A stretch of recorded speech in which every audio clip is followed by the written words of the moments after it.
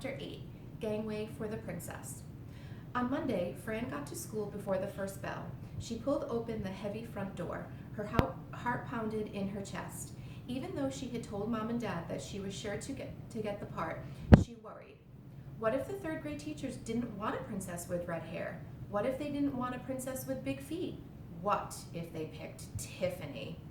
A group of noisy, clustered kids around the bulletin board. Fran elbowed her way to the front. "Gangway!" she hollered. "Coming through!" She bumped Mariah and Amber aside. She planted herself squarely in front. Her eyes searched the list. There, at the very top, Princess Penelope, Fran Beatty. She read out loud. "Yes!" she shouted. "I'm the best!" She pumped her fist in the air. A hand fell on her shoulder. Fran stopped chanting and looked up. Miss Wilkins towered over her. She crooked her finger. "Come with me," she said. Fran followed Miss Wilkins down the hall to the third grade classroom. Miss Wilkins folded her arms. She leaned against her desk. Fran searched her face for clues. What was Miss Wilkins mad? Was she at the end of her rope? But Miss Wilkins smiled. "Fran," she said, "the other teachers and I have agreed that you gave the best reading. Your voice was clear and strong. You looked happy and confident. You stood up straight like a princess. I'm so proud of you, Fran. You did a super job." Fran beamed. Then Miss Wilkins lowered her voice. She leaned close. "But Fran, a princess needs to act like a princess, even at recess. No pushing, no teasing, no bossing, no roughhousing. One step out of line and you're out of the play." Fran blinked. Out of the play? Suddenly, she remembered overhearing the teachers at recess. Talented and bright, but her rude behavior puts off other children. A horrible thought struck her. What if Miss Wilkins asked Tiffany to play Princess Penelope? Miss Wilkins tapped her finger, waiting for Fran to say something. "Okay," Fran said. "Sure, no problem." She nodded, but inside she felt worried and uncertain. Miss Wilkins smiled again. She put her hand on Fran's shoulder. She gave it a little squeeze. "I knew I could count on you." Fran stood for a moment, watching Miss Wilkins walk back behind her desk. Fran let out her breath. No way would she let Tiffany Squiffany have her part. That afternoon, Fran sprawled on her bed. She was supposed to pick up her clothes. She was supposed to make her bed. She was supposed to practice with Hercules. But she lay on her stomach with her feet in the air. She opened her book. She wanted to finish Charlotte's Web before dinner. Hercules pushed open her door. He put his cold nose right on her face. His tongue came out. He gave her a lick. "Hercules!" she yelled, shoving him away.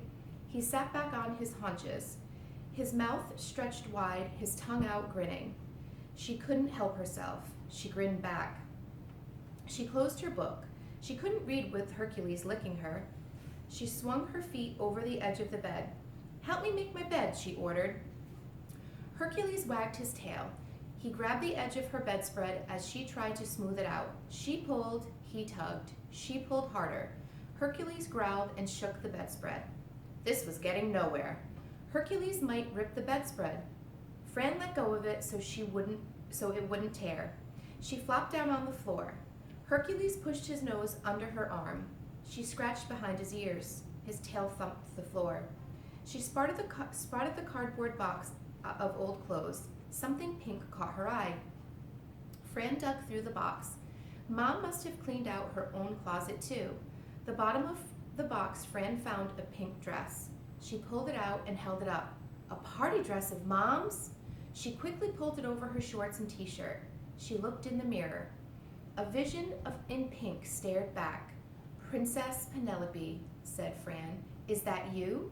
She smiled and curtsied to her reflection. "At your service, Your Highness." She hummed a little tune and spun around on her tippy toes. She brushed her strawberry blonde hair out of her eyes. She looked like a real princess. The long dress even covered up her big feet. "Dance with me, Prince Hercules," she ordered. She picked up Hercules' front paws. She held them in her hands. He balanced on his back feet. "Step, step." She looked at them like waltzing in the mirror and laughed. Hercules rolled his big brown eyes. He let out a gusty sigh. He didn't seem to enjoy the dancing. Okay, she said, no more dancing. You have my royal permission to sit this next one out. She hummed, she twirled to make her dress fluff out. Hercules snapped at the ruffles. Stop it, Hercules, ordered Fran. You'll tear it. Hercules wagged his tail harder. He whined. He tugged the ruffles again. He thought it was a game. Fran swept the dress out of his reach. What had Mr. Marco said? Be firm. Make him mind. Sit, she ordered in her bossiest playground voice. To her surprise, Hercules sat. He cocked his head. He put up his ears. His tongue hung out, but his eyes were sad. He wanted to play, not sit. Good dog, said Fran as she patted his head.